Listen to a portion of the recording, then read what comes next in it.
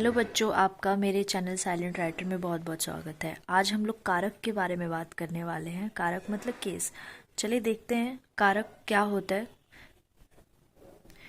संज्ञा या सर्वनाम का वह रूप जिससे वाक्य के अन्य शब्दों के साथ उसके संबंध का बोध हो कारक कहलाता है।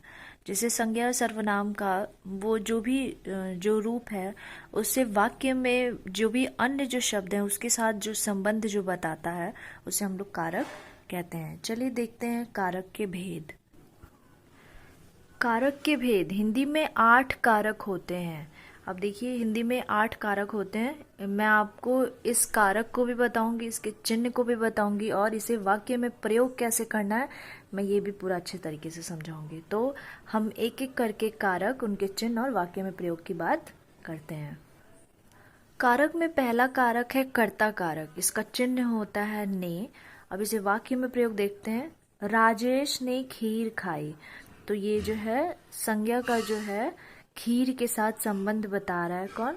राजेश। तो ये हो गया हमारा कर्ता कारक। अब दूसरा देखते हैं। अब दूसरा है कर्म कारक। कर्म कारक का चिन्ह होता है को। मोहन ने रवि को पीटा।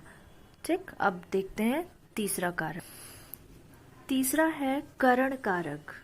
करण कारक के चिन्ह क्या होता है? से या के द्वारा। जैसे हम बस से दिल्ली गए, तो हम क्या चीज से दिल्ली गए? बस से। तो से क्या हो गया?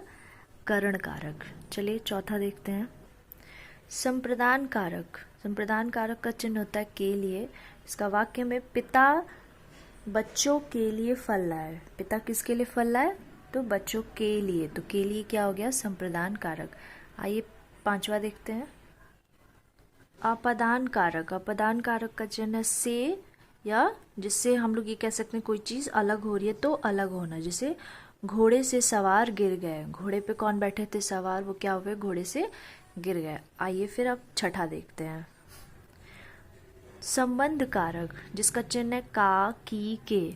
जैसे वाक्य में गंगा का जल पवित्र है। गंगा का जो जल है वो कैसा है? पवित्र है। तो ये जो का है ये क्या कर रहा है? हमारा संबंध बता रहा है जल का और गंगा का। चलिए अब सातवां है अधिकरण कारक। अधिकरण कारक का जो चिन्ह है में या पर। जैसे अलमारी में कपड़े रखे हैं, तो यहाँ पे में क्या है? अधिकरण कारक है। चलिए आठवां देखते हैं। आठवां और आखिरी है संबोधन कारक जिसका है चिन्ह हे अरे। जिसका वाक्य है हे भगवान मुझे बचाओ। तो हे क्या है यहाँ पे? संबोधन। किसको संबोधन कर रहा है? ये भगवान को। तो ये थे हमारे कारक। आशा करती हूँ कि आपको ये मेरा वीडियो समझ आया होगा। अगर आपको मेरा